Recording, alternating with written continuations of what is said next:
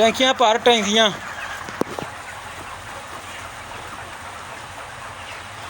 ਉਹਨਾਂ ਬਸ ਕਰ ਹੁਣ ਦਿਹਾੜੀ ਲੱਗ ਪਿਆ।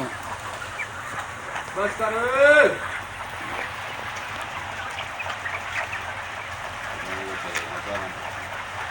ਓ ਤਾਜੂ ਓਏ। ਹੁਣ ਇੱਧਰ ਅੱਗੇ ਚੱਲਿਆ ਹੈ ਲਾਜ਼ੋਵੇਟ। ਇਹ ਫੀਡ ਆਹ ਫੀਡ ਗੰਦੀ ਉਹ ਇਹ ਫੀਡ ਕੜੀ ਆ ਕੜੀ ਹੁਣ ਚੱਲੀ ਇੱਧਰ ਕਾਲੀ ਫੀਡ ਬੜੀ ਗੰਦੀ ਫੀਡ।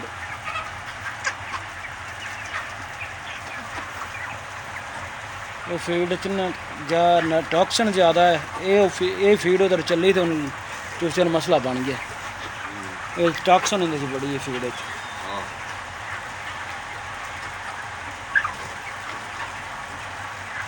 ਲੀਵਰ ਦਾ ਮਸਲਾ ਲੀਵਰ ਇੰਨਾ ਨਾ ਵਧਿਆ ਪਿਆ ਚੂਸੇ ਦਾ ਤੇ ਲੀਵਰ ਫਟਿਆ ਪਿਆ।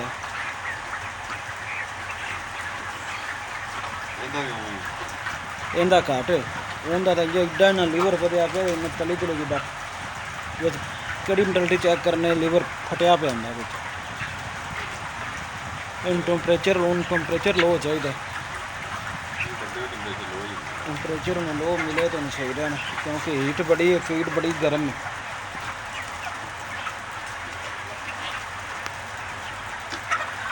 जिन्ना टेंपरेचर लो होगा उन्ना सही। माशाल्लाह तो सही हो गया चलो इनकी तो टेंशन ख़त्म हुई। मैंटलिटी आ जाए ना 40 को आ जाए 50 को इन्नी का इन्नी हो जाएगी। हाँ हाँ क्या चुकी नहीं जी। हाँ मैं उन्हें कर छुट्टी मैंने पहले की थी मैं लगा मुंडे ना छुट्टी ला काट के मैंने छुट्टी साल छुट्टी नहीं मार छुट्टी हाँ ये कर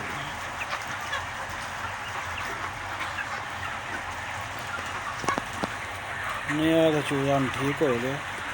उधर का मसला है दूसरे शैड का वो भी अल्लाह करे ठीक हो जाएगा। पर उन्हें फीड तो पानी चक्कर ना अद्धे घंटे बाद उन्होंने चक्कर लवाई रखी। दूजे बंदे की आँधी घंटे बाद वारी घंटे बाद प्लेट हटका दे नहीं करनी।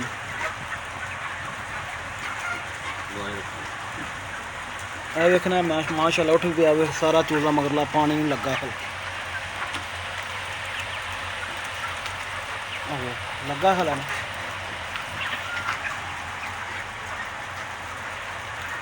ਇਹ ਠੀਕ ਹੋ ਗਿਆ ਹੁਣ। एक आपका नाम लोग सुन रहा और ठीक हो गया। अलग के पहले करेजा उन्होंने ही आया उनका ठीक हो गया सही हो के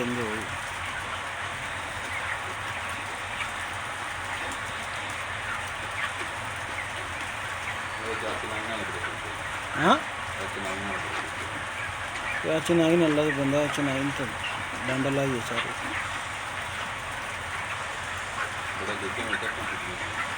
ਹੁਣ ਅੱਗੇ ਨਾਲ ਬਲਡ ਬਿਹਤਰ ਹੋ ਗਏ ਨੇ ਵਿੱਚ ਬੜੇ ਚੂਚੇ ਹੋ ਗਏ ਸੀ ਬੜੇ ਪੜਾਉਂਦੇ ਰਹੇ ਜਲ ਗਏ ਨਾਲ ਨਾਲ H9 ਨਾਲ ਚੂਚੇ ਸੀ ਸਾਰੇ।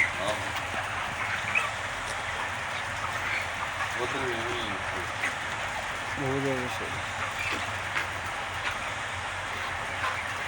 ਉਹਦਾ ਜ਼ਿਆਦਾ ਮਸਲਾ ਬਣਿਆ ਹੈ ਲੀਵਰ ਦਾ ਸਵਾਦ ਨਾਲ ਤਾਂ ਬਿਲਕੁਲ ਕਲੀਅਰ ਆਈ।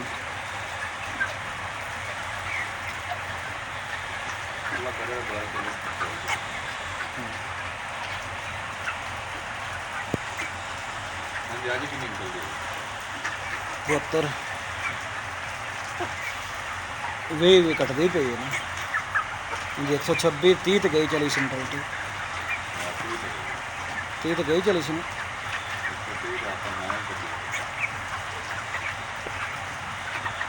समझदी थले आ गई।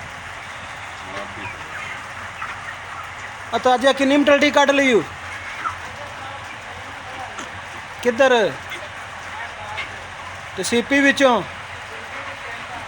तो 3 इधरों 6 हो गई अभी 3 की होर निकलनी वो है ना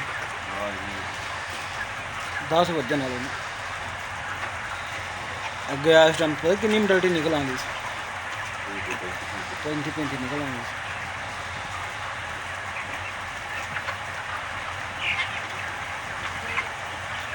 ਚਲੋ ਅੱਲਾ ਖੈਰ ਕਰੇ।